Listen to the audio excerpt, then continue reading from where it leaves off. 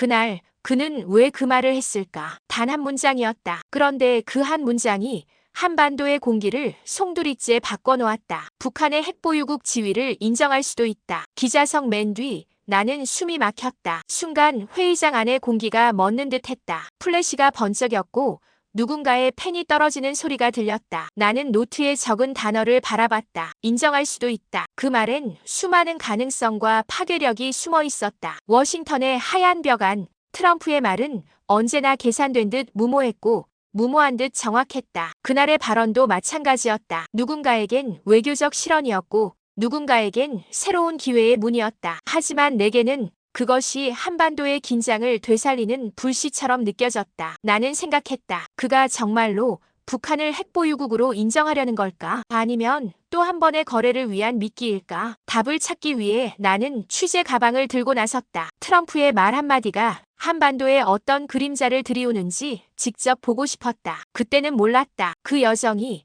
내 안의 믿음을 흔들게 될 줄은. 워싱턴의 밤은 언제나 차가웠다. 백악관 기자실의 불빛 아래 각국 기자들이 몰려들어 있었다. 그건 단순한 발언이야. 트럼프답잖아. 한 외신 기자가 내게 말했다. 하지만 나는 고개를 저었다. 아니, 이번엔 달라. 그는 일부러 던졌어. 며칠 후 평양이 반응했다.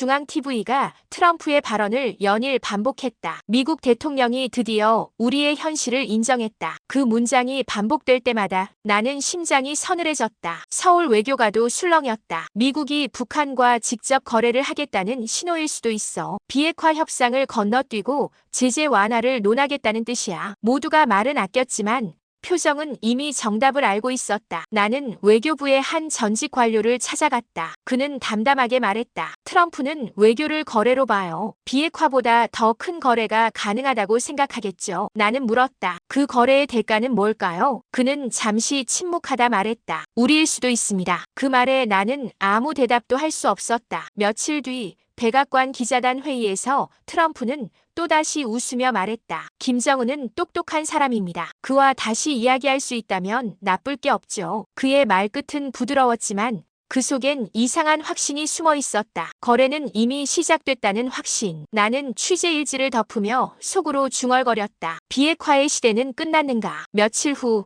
워싱턴의 외교 소식통으로부터 한 통의 메일을 받았다. 제목은 짧았다. 그 발언은 우연이 아닙니다. 그 안에는 백악관 내부 문서의 일부가 담겨 있었다. 북한의 핵 능력은 이미 기정사실이며 협상의 목적은 비핵화가 아닌 관리에 있다. 나는 숨이 멎었다. 비핵화가 아닌 관리. 그건 핵을 없애는 게 아니라 공존을 의미했다. 즉, 미국은 북한의 핵을 인정한 뒤 그걸 통제 가능한 상태로 유지하려는 전략으로 방향을 튼 것이다. 이건 단순한 발언이 아니었다. 질서의 재편이었다. 나는 곧장 서울로 전화를 걸었다. 청와대는 이 사실을 알고 있습니까? 상대는 한참을 침묵했다. 그리고 조용히 말했다. 이미 알고 있었어요. 그때 나는 깨달았다. 우리가 믿어온 비핵화의 약속은 이미 오래전에 버려진 신화였다는 것을. 그리고 그 신화 위에서 누군가는 새로운 계산기를 두드리고 있었다. 한 기자로서, 한 인간으로서 나는 그 냉정한 현실 앞에 분노했다. 이게 외교입니까? 내 목소리가 떨렸다. 평화의 이름으로 새로운 긴장을 만드는 게. 하지만 그때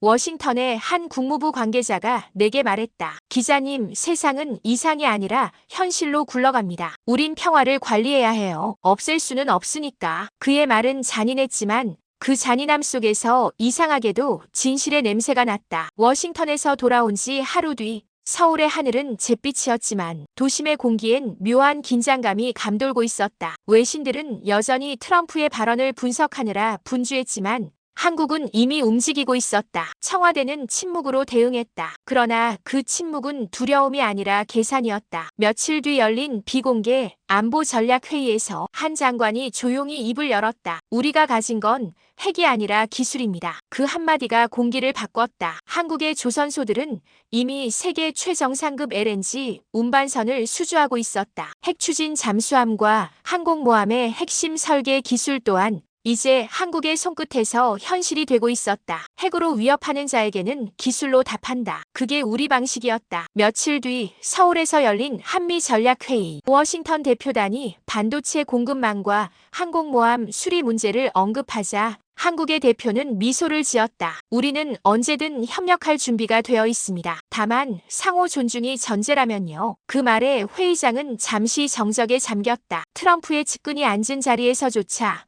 묘한 긴장감이 흘렀다. 한때 종속국으로 불리던 한국이 이젠 기술과 경제력으로 협상 테이블을 주도하고 있었다. 그 순간 나는 마음속으로 느꼈다. 이건 단순한 외교가 아니었다. 존엄의 복원이었다. 북한이 핵으로 협박하고 미국이 전략으로 압박하던 그 세계 속에서 우리는 묵묵히 자신만의 길을 개척하고 있었다. 바다 위에서, 우주 위에서, 그리고 반도체의 나노 회로 속에서 나는 기자 수첩을 덮으며 천천히 중얼거렸다. 우리가 가진 무기는 폭탄이 아니라 사람의 손끝에서 태어난 기술이다. 이 이야기가 마음에 남았다면 여러분의 좋아요 한 번이 이 땅의 기술과 정신을 기록하는 힘이 됩니다. 우리가 걸어온 길, 그 속에 숨어있는 또 다른 자부심의 이야기를 함께 이어가고 싶다면 구독을 눌러주세요. 다음엔 세계를 놀라게 한 또 다른 한국인의 기록으로 다시 찾아오겠습니다.